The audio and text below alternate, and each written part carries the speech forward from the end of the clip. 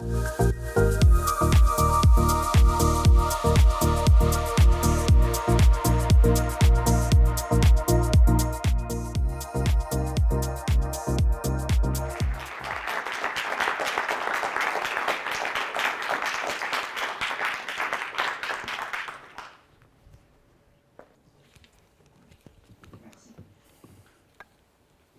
et messieurs, bonsoir.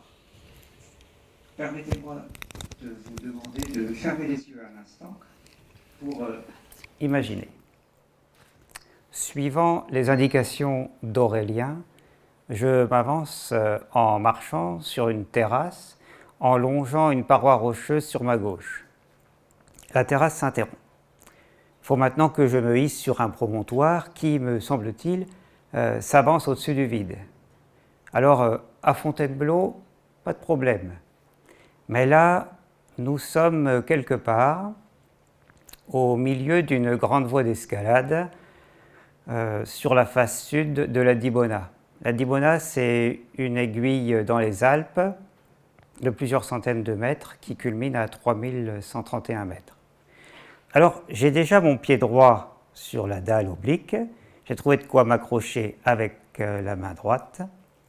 J'ai plus qu'à donner une impulsion pour venir prendre appui dessus, sur ce qui me rappelle le nez du Sphinx dans Astérix et Cléopâtre. C'est pas très rassurant. Bon, j'y vais. Évidemment, ça tient. Alors, je continue en allant dans la direction d'Olivier, le guide de haute montagne, qui nous attend plus haut, et je laisse la place à Aurélien. Je me présente, Franck Morvan, 50 ans, kinésithérapeute, non-voyant depuis une trentaine d'années. La déficience visuelle, je l'ai toujours vécue, mais je voyais suffisamment jusque vers 14 ans pour suivre une scolarité standard. Ensuite, ça a été une lente dégradation avec adaptation par étapes pour arriver à une quasi-cécité vers 22 ans. Des sports, j'en ai toujours pratiqué, très variés, plutôt de plein air et sans performer outre mesure. Aviron, kayak, tandem un peu, course à pied plutôt sur route et puis escalade depuis quelques années. La montagne, en fait, je l'ai évitée très longtemps, soigneusement évitée à cause de la cécité. Mais la randonnée pédestre, le chemin de Compostelle avec ses chemins parfois un peu délicats, la pratique de l'escalade et l'adhésion au club alpin ont fait que j'y suis retourné et c'est pour ça que je me retrouve en 2019 au milieu de la Dibona. Alors, quand même, il faut être clair, j'ai une appréciation souvent fausse, en tout cas très approximative de mon environnement. Évidemment, j'ai du mal à m'en rendre compte, même quand on me le fait remarquer. Mais je vais vous rapporter un incident qui était sans conséquence, mais qui est parlant. J'arrive en 2019 toujours au refuge Théodulo dans les Alpes italiennes. Mes compagnons sont un peu plus loin devant. Moi, j'ai trouvé un banc. Je pose mon casque. Je me déleste de mon sac à dos qui bouscule le banc et le casque dévale en contrebas. Impossible pour moi d'aller le chercher tout seul. Je n'avais pas pensé que le banc était si près d'une pente. Ensuite, vous savez, il y a un décalage entre danger réel et danger perçu. Tout le monde connaît ça. Bon, chez moi, évidemment, il est très flagrant, ce décalage. Alors, l'été dernier, par exemple, avec Olivier, toujours le même guide, et Joël, un ami passionné de montagne, nous faisions une marche d'approche en direction d'un refuge à travers les rochers. En fait, à chaque pas, je stressais à l'idée de tomber entre deux rochers, alors qu'eux, bon, ils restaient vigilants, mais ils se sentaient parfaitement capables de m'éviter tout danger. Et le lendemain, c'était un peu différent. Sur le glacier, dans le labyrinthe de crevasses, moi, j'avançais assez tranquillement, alors que eux, cette fois, ils stressaient à l'idée d'un faux pas éventuel dans une crevasse. Danger réel, danger perçu. À noter que l'escalade sportive est moins dangereuse que la simple randonnée en montagne. L'alpinisme, c'est autre chose. L'escalade sans voir. Pour donner une image, c'est un peu comme conduire la nuit par temps de brouillard. Et on a une vision assez courte, fugitive et très partielle de son environnement. Heureusement, il y a un copilote, c'est-à-dire la personne qui va m'assurer du bas ou grimper un peu au-dessus ou au-dessous de moi et qui me donne tout un tas d'informations pour que nous puissions avancer. C'est une double tâche assez fatigante parce que c'est relativement permanent. Et c'est là qu'on est quand même dans le thème de ce soir, c'est-à-dire que pour moi, la haute montagne, elle est inenvisageable, inaccessible, impensable si je ne pars pas avec des gens qui me connaissent, que je connais, et qui sont prêts à m'épauler. Ensuite, il faut quand même qu'on accepte qu'il y aura un risque supplémentaire d'échec. Par exemple, toujours en 2019, j'étais avec Étienne, mon beau-fils, et Marine, une amie au club alpin. On était tout près du sommet du Breithorn, dans les Monts Roses en Italie, à la limite entre le glacier et le rocher. Mais le rocher était complètement verglacé. C'était un terrain bien plus délicat que prévu. Alors Étienne, lui, avec des grimpeurs de sa trempe, il y serait allé. Mais là, avec moi dans la cordée, il a jugé plus prudent qu'on ne s'y aventure pas et nous avons dû rebrousser chemin. Il faut aussi accepter les imperfections, l'insatisfaction. Quand je vais là-haut, sur des terrains que je ne vais fouler qu'une seule fois, il ne faut pas que je m'étonne de ne pas toujours être à la hauteur. Donc ici, c'est Olivier, le guide, qui va me tracter avec la corde pour m'aider à franchir un parapet de glace. Là, dans la gyrose, c'est je me coince un genou, je m'érafle le genou parce que j'ai fait un mouvement dans la précipitation, peut-être à cause de la peur.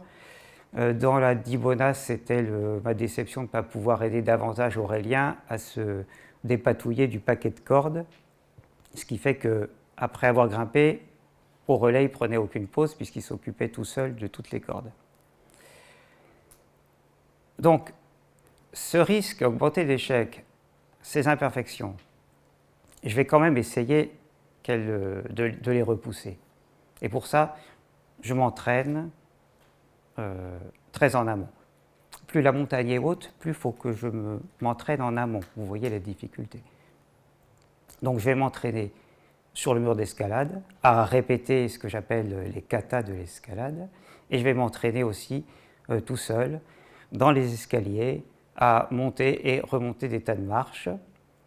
C'est pas très passionnant, c'est plutôt rébarbatif, mais c'est justement cette monotonie qui permet de travailler l'endurance, qui va me permettre aussi de mériter la confiance de mes coéquipiers et aussi d'accepter l'échec éventuel, puisque j'aurais fait le boulot. Ensuite, en montagne, là-haut, plus d'ego. Si je veux que la cordée avance facilement, je vais suivre les consignes le plus possible à la lettre et ne prendre aucune initiative. En parlant d'ego, j'ai envie de faire un aparté. Il me semble que nous, les grimpeurs, avec la panoplie que nous arborons, casque, baudrier, toute la quincaillerie de dégaines et de mousquetons, nous avons tendance à adopter un petit air supérieur parmi les touristes. C'est notre côté bling-bling. Mais, fin de l'aparté, revenons à nos mouflons.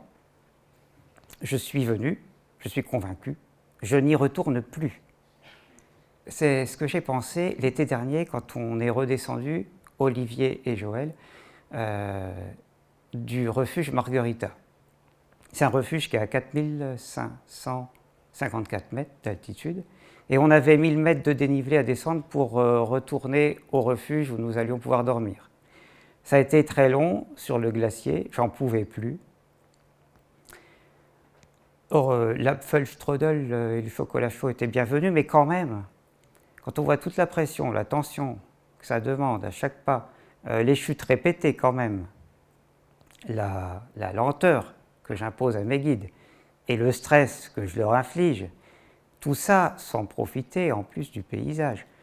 On peut se demander si ça en vaut la peine et si c'est pas un peu absurde. Bon, en fait, je crois que ma posture n'est pas une imposture. Je crois que j'ai vraiment voulu apprécier ce que j'ai vécu. Ça me laisse des souvenirs exceptionnels. Et c'est des moments de partage aussi inoubliables. Et je m'étais entraîné beaucoup pour en profiter. Je crois que c'est plutôt d'y prétendre sans se préparer qui serait absurde. Alors dans mon cas, le double sens du mot déterminé m'interpelle parce que sans doute la déficience visuelle a une grande part dans mon besoin de me confronter à des difficultés pareilles. À noter aussi que pour moi, pas de haute montagne sans moyens financiers suffisants, dans mon cas. Enfin, il faut reconnaître que c'est sans doute l'ennui, la peur du temps qui passe et le constat de voir mes capacités physiques qui s'amenuisent qui me poussent progressivement quand même à lutter contre ma force d'inertie assez naturelle et la procrastination. Mais ces velléités bravaches sont assez épuisantes. Mais plutôt que de coasser assis au bord de la barre, vraiment je préfère bouger. Alors, l'alpiniste Gaston Rébuffat disait en substance « Je veux aller là où mes yeux se sont déjà posés ». Pour ma part, c'est plutôt les mots, les noms qui me font rêver, des noms entendus ou lus, entendus lors de conversations avec des grimpeurs. Je pense à la dent d'Orlu dans les Pyrénées, à la dent de la Rancune dans le Massif central où j'ai pu aller, à la Dibona, à la Meige, au sanctuaire de Hellfroide, ou au Grand Paradis en Italie, ou au méconnu Kazbek en Géorgie. Lu avec Frison Roche, Herzog ou Lichtek. Alors, je rêve toujours de repartir quelque part. Je rêve depuis très longtemps du Cervin. Je rêve aussi du Kazbek. Je ne suis pas sûr de pouvoir aller sur ces sommets donc, qui me sont connus, mais le trajet sera la découverte. Je peux toujours rêver. En conclusion, il faut anticiper, il faut savoir où on met les pieds, a fortiori sur un glacier ou une paroi rocheuse. Plus le terrain est accidenté et inconnu, plus je dois m'entourer de personnes connues et qui me connaissent bien. Et plus le terrain est périlleux, plus je dois me préparer en amont, d'un point de vue physique, évidemment, mais aussi sur le plan du savoir autant que faire se peut, parce que je ne veux pas tout à fait être un sot dans l'inconnu. Et l'écrivain italien Eri De Luca le dit très bien en disant « L'expérience permet de faire confiance à l'improvisation ». Ensuite, il faut oser se préparer bien avant qu'un projet ne soit complètement finalisé, quitte à ce qu'il soit ajourné ou annulé. C'est en se préparant très en avance, finalement, qu'on entretient la flamme, qu'on rend légitime la réussite et qu'on accepte l'échec. Pour en savoir plus, je vous conseille un très bon petit bouquin de Pascal Bruckner, Dans l'amitié d'une montagne, petit traité d'élévation, où il écrit « Il faut vouloir ce qu'on peut, mais on peut davantage qu'on imagine ». Toutes ces réflexions, la plupart me sont venues sur le trajet quotidien de la maison au travail, du travail à la maison, un trajet facile, reposant, où finalement l'esprit est libre de penser, comme quoi la marche routinière a du bon aussi. Claude Nougaro chantait malicieusement « Ma voix montre la voix ». Ce n'est pas mon cas. Vous pouvez me faire confiance là-dessus. Il faut douter de ce que je dis. En tout cas, relevez les contradictions. Donc cet exposé, s'il vous plaît, critiquez-le, nuancez-le. Merci. Et nota bene, j'ai pu réaliser cet exposé grâce à l'aide de ma famille, de mes amis, de mes collègues, de mes amis au club alpin, et puis des étudiants de l'Estaca et des coachs en prise de parole. Je vous remercie tous. Et ChatGPT n'a pas eu son mot à dire. Ne me dites pas que ça se voit. Merci.